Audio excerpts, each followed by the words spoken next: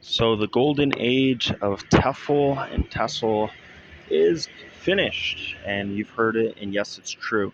There was a point where I believe almost everyone was offering an accommodation, or that was at least what people assumed in the US. At one point, they're like, oh, if you teach English abroad, you're going to get accommodation, you're going to get all these benefits, because not many people are doing it.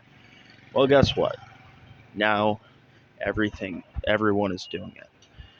You have Filipinos, you have people trying to escape the Russian war, the Russian-Ukraine war. So you have those individuals fleeing to these countries. You have people who just want to get drunk all the time and they see the YouTube expats, and that brings these people in and they're willing to take whatever, or they're trying to escape UK or whatever the case is.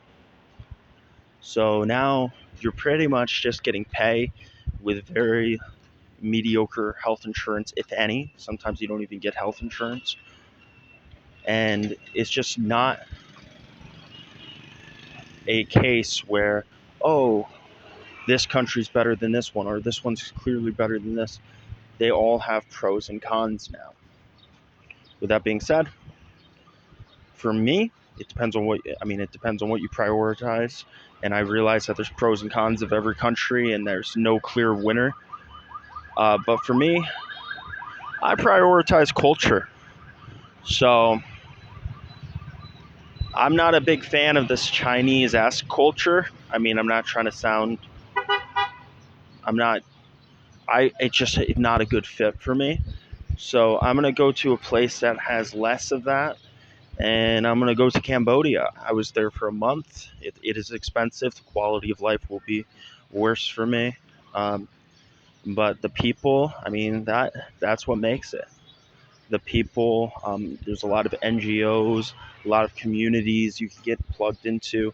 There's actually a lot of positive circles, but there's also a lot of scum of the earth that are around Cambodia. It just depends on where you go. And yeah, for me, I feel isolated in Vietnam. Uh, and I feel like the locals just are not that great. And I really have. I've tried with learning cultural norms. I've tried, and it feels like it's so much effort to get the bare minimum out of them. When I feel like you could be making mistakes, cultural mistakes in places like Cambodia or even Philippines, and they have more awareness and understanding that, hey, this guy's from another culture, and we understand that, and we will give him a break. We will give him grace. The Vietnamese, I find to not be like that. They scrutinize things, in my experience, and if you do anything that's different, or if you do anything that's not a cultural norm, if you go against their culture in any way, shape, or form, even if it's clearly not my own culture, and clearly you're more prone to make mistakes when you don't actually, when you're not a Vietnamese, right? And you didn't grow up in this culture and such. You weren't brought up in this. But I feel like they're less forgiving when you make mistakes in their culture.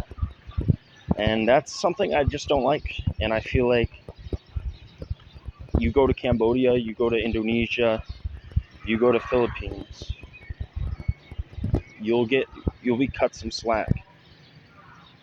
So yes, I am going to Cambodia, just because of the culture, the people, and less scrutiny, less East Asian kind of stereotypical. Like in the West, we have the stereotypical Asians. That's what we, and we're really referring to the cold Asian atmosphere, the cold Asian culture that is correlated with China. Confucianism and such. We're talking about that, and like the Korean, maybe Japanese vibe. I actually find Koreans to be more friendly than Vietnamese in my experience. But there is a lot of scrutiny even in Korea. And yeah, so I'm going to Cambodia. The golden age is no more. You got to know what you prioritize. There's pros and cons to every country, and see what happens.